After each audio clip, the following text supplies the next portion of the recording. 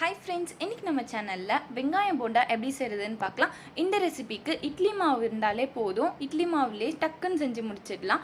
இந்த ரெசிபியை எப்படி செய்யறதுன்னு பார்க்கலாம். வாங்க வீடியோக்குள்ள போலாம். இந்த போண்டா ரெசிபிக்கு 3 கரண்டி அளவுக்கு இட்லி மாவு எடுத்துக்கலாம். இதுல 1 ஸ்பூன் அளவுக்கு மைதா மாவு எடுத்துக்கலாம். இது ஆப்ஷனல் தான். 1 ஸ்பூன் சீரகம், 3 பச்சை மிளகாவை சின்ன சின்னதா கட் பண்ணி ஆட் பண்ணிக்கலாம். 1 ஸ்பூன் அளவுக்கு இஞ்சி சின்ன சின்னதா கட் பண்ணி ஆட் பண்ணிக்கலாம். 2 வெங்காயமாக சின்னதாக கட் பண்ணி ஆட் பண்ணிக்கலாம்.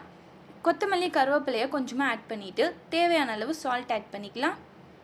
1/4 டேபிள் ஸ்பூன் அளவுக்கு ஆப்போ சோடா மாவு ஆட் பண்ணிக்கலாம். இது எல்லாத்தையுமே சேர்த்து நல்லா மிக்ஸ் பண்ணிக்கலாம். தண்ணிலாம் ஆட் பண்ணாமல் இதுலேயே நல்லா மிக்ஸ் பண்ணி எடுத்துக்கலாம். இப்போ போண்டா மாவு ரெடி ஆகிடுச்சு. இதை எண்ணெயில் போட்டு ஃப்ரை பண்ணி எடுத்துடலாம். ஆயிலை நல்லா காய வச்சுக்கலாம். இதில் இந்த மாதிரி சின்ன சின்ன போண்டாவாக விட்டுக்கலாம். இந்த போண்டா ரெசிபி செய்யும்போது ஐ ஃப்ளேமில் கூட வச்சு செஞ்சுக்கலாம்.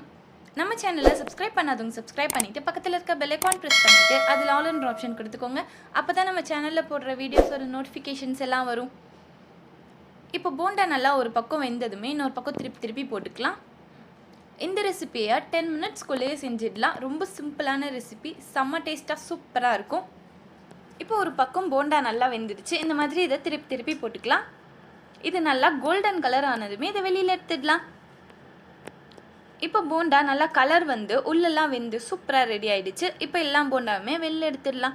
இதே மாதிரியே மற்ற இருக்க மாவை ஆட் பண்ணிவிட்டு போண்டா செஞ்சு எடுத்துக்கலாம். நம்மளோட டேஸ்டியான இட்லி மாவு போண்டா ரெடி. இந்த ரெசிபியை கண்டிப்பாக ட்ரை பண்ணி பார்த்துட்டு எப்படி இருக்குன்றதை கமெண்ட் பாக்ஸில் ஷேர் பண்ணுங்கள். வெளியே நல்லா கிறிஸ்பியாக உள்ள நல்லா சாஃப்டாக சூப்பராக இருக்கும் போண்டா.